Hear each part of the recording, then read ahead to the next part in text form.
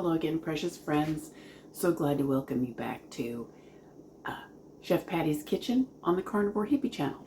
What we're going to make today is the chicken stew that I made at Meatstock 2024. Now, it didn't get that much mention, not like the beef stew and the meatloaf did, but from the way it disappeared in just a few minutes every time I put it on the table, I figure somebody must have liked it. And probably somebody out there is going to like it too. So let's jump right into it. As you can see, we're using our Instant Pot again. I love to use the Instant Pot to make soups and stews. I also love my slow cooker, but we'll go into some stuff for that another time. But this is the way I made it for Meatstock. So you see we've got about 3 pounds, maybe a little more, of naked chicken drumstick quarters or chicken leg quarters, and they're naked because I used the skins to make a video about making chicken crackling. So, and besides which, I always take the skin off when I'm making chicken stew because I really don't like stewed chicken skin. It's unpleasant and slimy and really, in my opinion, not really worth much. So we just use the skins for something that I do like to eat. So what we're going to do is we're going to cut these quarters in pieces. We're going to cut the legs off, and I'll show you an easy way to do this. A lot of times people try to do it and they end up cutting through the bone, and they end up having to hack and makes a mess, and sometimes it creates bone shards. But there's an easy way to do this. The way I like to do it is to turn the chicken leg over on its side, and there's usually a line of fat or connective tissue right here, and I just like make a slit right there and open it up a little bit, and that way I can see the joint.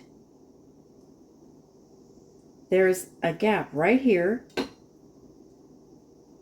and that's the joint. Now if you put your knife right in there and just saw down a little bit, you're not cutting through any bones, you're just cutting through cartilage, and that makes it super easy. I'll show you one more time.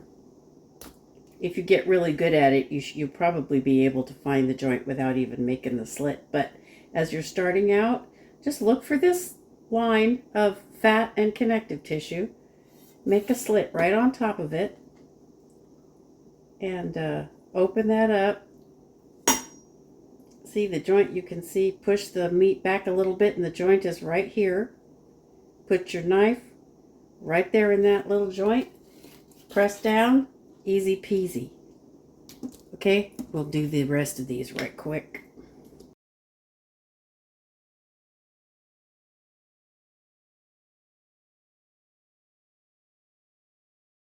Is that all of them? That's all of them. So that's easy as pie. Now what we're going to do is we're just going to load it directly in the crock pot, just like we did last time with the beef stew. We're not going to bother browning anything, because we have a much easier way of getting that lovely flavor that we practiced last time on our beef stew recipe. Now we got our seasoning. I got right here a quart of just ordinary, organic, non-GMO chicken broth that you can buy. This happens to be bone broth, but you can use regular chicken broth, or you can use cooking stock that you can get at the store, or you can use your own, or once again, you can just use water if you need to have limited ingredients. And right here we have our seasonings. We have a tablespoon of parsley, just because I like it, a half a teaspoon of, a half a teaspoon of dried marjoram, which you can leave that out if you can't get marjoram, or you could use thyme, or you could use tarragon. That would be delicious.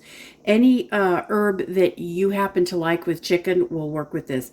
And right here we have a teaspoon of Redmond's organic seasoned salt. Once again, thank you, Redmond's, for sponsoring this video. Redmond's organic seasoned salt. No fillers, no preservatives, no flavorings, no caking agents, just real salt and organic herbs. That's it. best stuff you can have. And just like last time, let me move this out of the way. We're going to just sprinkle our seasonings right in there. I'm only using a teaspoon of seasoned salt, and I'm not using any extra salt because there's some salt in my broth. You use the amount of salt that you like. And we are going to, once again, we're going to pour this broth on until it's just about up to the top of the chicken without submerging it.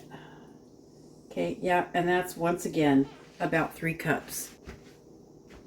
Let me show you. See,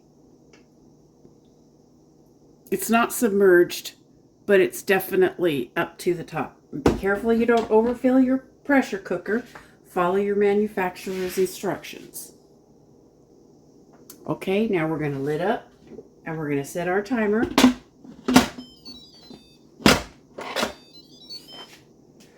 We're going to make sure our vent is set in the right position for pressure. And we're going to put pressure cook. It's going to be on high pressure, and we don't want an hour and 15 minutes. So we're going to reduce this down to 15 minutes. All right, that's going to start by itself. Okay, now friends, I wanted to just go a little bit into this chicken broth. As I said before about the chicken stew, about the beef stew. This is also an excellent dish for somebody who is on the GAPS protocol, or somebody who is looking for gut healing, because this is going to be really, really, again, very rich in collagen. The meat's going to be very soft and tender. It's going to be very easy on your digestion. It's great stuff to have when you're sick. And as I said before, if you need limited ingredients, just use salt and water. It'll be fabulous, I promise. So I'm going to let this pressure cooker do its thing. It's going to come up to temperature, and then it's going to time down. And then when all is ready to open up the cooker, I am going to see you back right here. See you in a bit. Hello again, everybody. This is my little wiener dog. He's actually half Chihuahua, half wiener dog, but he's in here wondering why he's not getting this delicious chicken. You'll see I got a gate right here, and that's because I have to gate him out of here because he'll stand right behind my feet and trip me up as I work. But wiener dog, you're not getting anything just yet. He says, well, why not? You'll get some later. And we are going to get right back into it. So for the sake of brevity, the crock pot timed down, or rather the Instant Pot timed down, and I took all the chicken out and spread it out on a sheet pan to cool off just enough so that I can handle it. And what we're going to do is we're going to pull the meat off of these. You can see how easy it comes off. We're going to pull the meat off of these, and we're going to just throw the bones right back in the pot, because these bones have a lot of good stuff to give up, but we don't want to overcook the meat.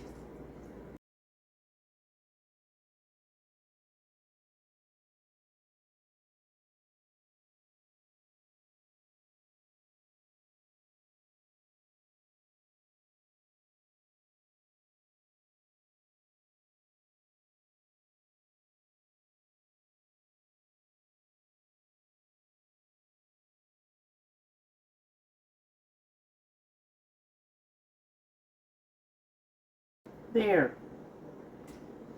Now what we are going to do is we're going to put with the bones right back in the pot. We're going to set it up for another 15 minutes, and we are going to let those bones cook down. And that is going to create some awesome, awesome bone broth. So give me a second to wash my hands. Back with clean fingers. Our bones. are back in the cooker, and they are going to render up unto us everything that they have. Here we go again. Pressure cook. It's already set to 15 minutes. That'll start by itself. And when that is all said and done, yet again, I'll see you back here in a minute. There it goes. So here we are. The bones have finished cooking in the Instant Pot, and I have removed the bones. They've given up pretty much everything they have to give up. You can cook them as long as you want to. You can cook them until they start to break down if you want to, but I don't find that I care for the flavor of that very much. So these have given all that they have to give as far as I'm concerned. And they can go in the trash. Sometimes I pull off the little ends of the bones, the little collagen ends of the bones, and give them to my puppy dog. He likes those. But so now we have measured out half of our chicken broth that's left from our cooking, and we have defatted it. If you want to see how I like to defat my broth, look up the previous video about stewed beef cheeks, and I'll show you how I like to defat my broth. We've put the rest of it, the other half, back in the pot, and now we're going to put all of our chicken meat back in our pot. And as you can see, we have our chicken broth that we reserved from the pot in our skillet, and it's cooking away. And we are going to do the same thing to this as we did to the beef broth for our beef cheeks recipe. And we're going to induce Maillard reaction, and we are going to create delicious flavor that you just can't create hardly any other way. And that's gonna cook down some more, and I will be right back. Okay, precious friends, we are back, and you can see our chicken broth has reduced quite a bit.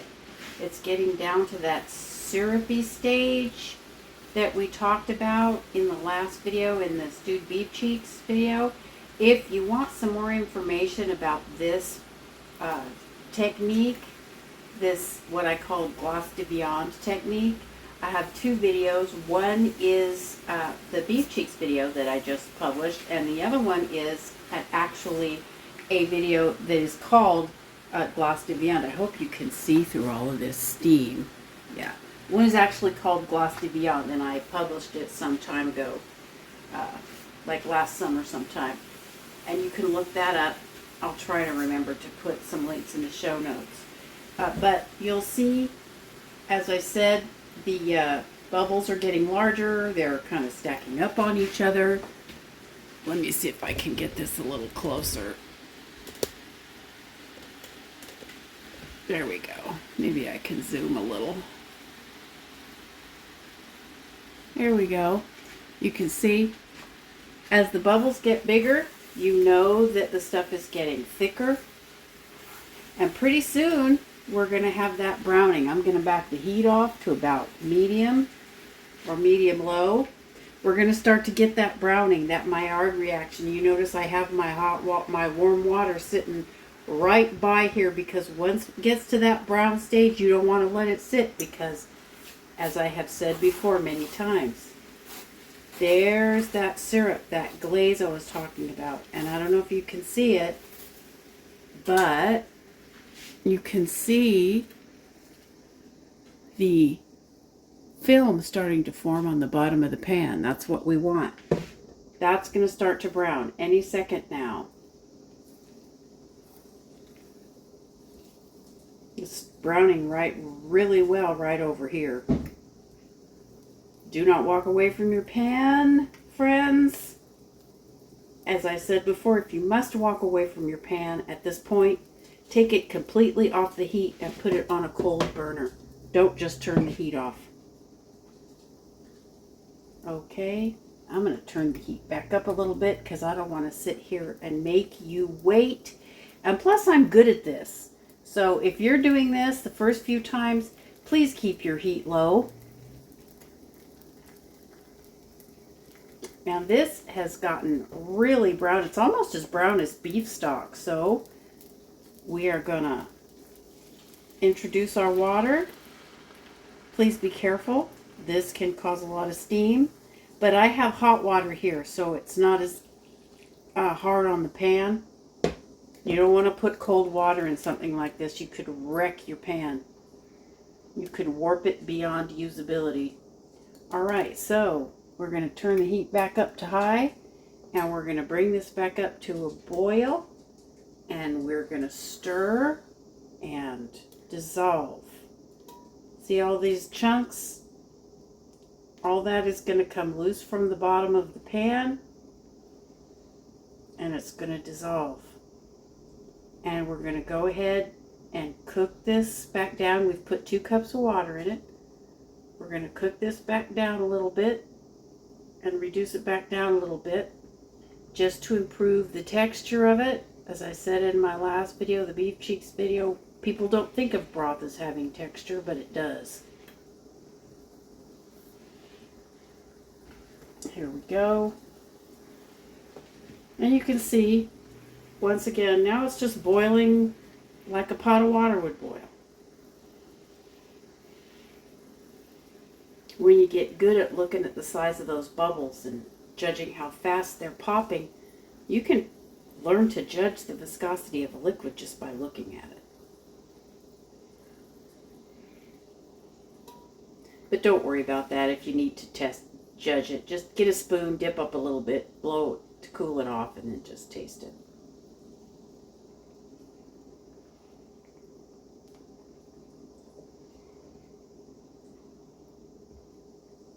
Okay, let's just get this going. Just gonna put it on high heat and rip it down.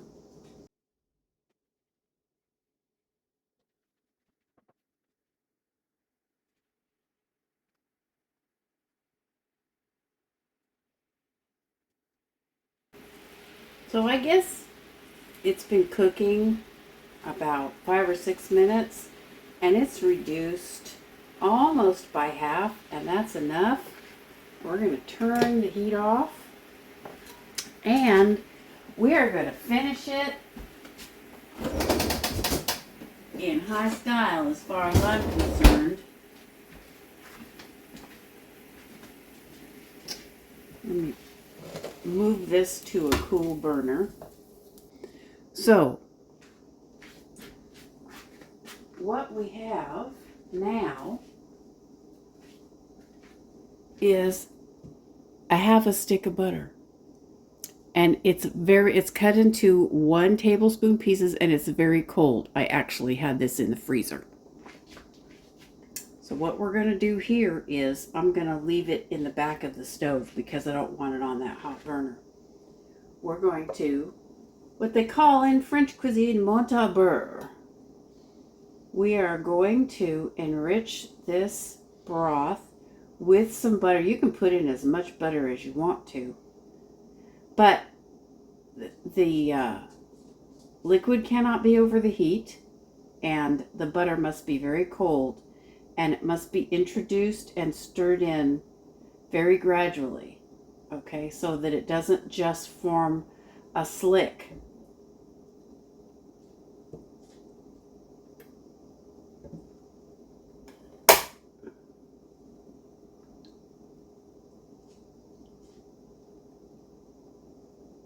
Right? So we're going to continue stirring.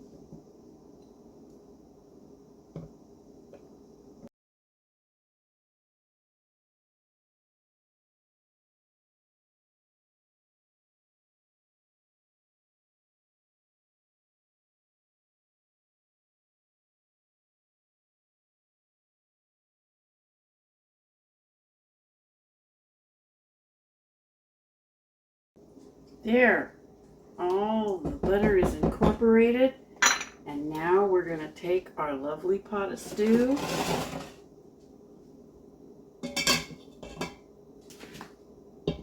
and pour our beautiful enriched broth back over what we have in the pot. don't waste any of this lovely deliciousness that you worked so hard to create. Get silicone spoon scrapers like this. Now, friends, it's time.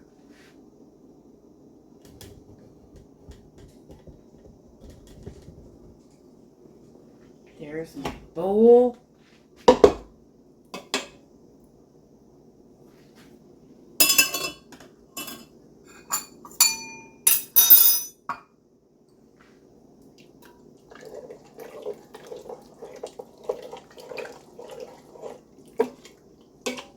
Okay, if this is not the best chicken stew you have ever eaten, well, all I can say is you must be extraordinarily fortunate to have had something better than this, because I just have never had anything, chicken stew-wise anyway, better than this.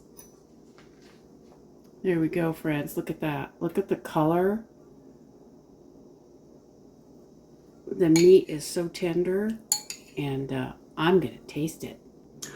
Here we go. Here, can you see?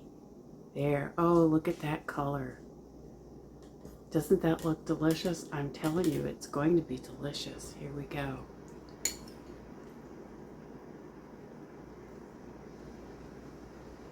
Still pretty hot.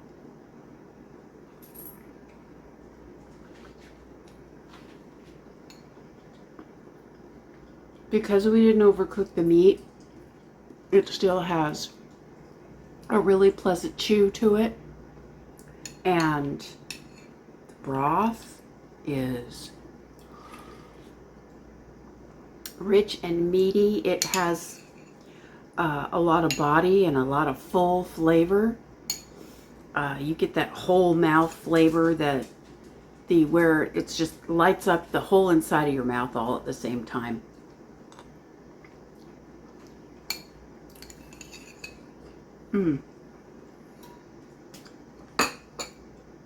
I can taste the marjoram, and I can taste the parsley, and I can taste the collagen, and the chicken itself, because it's dark meat, is really, really rich and satiating. So I hope that you will make this recipe, and I hope that you will enjoy it. Please leave me a comment, and please hit the like button, subscribe if you haven't already, and I will be back with you soon with another interesting and delicious video. Have a good day. Bye-bye.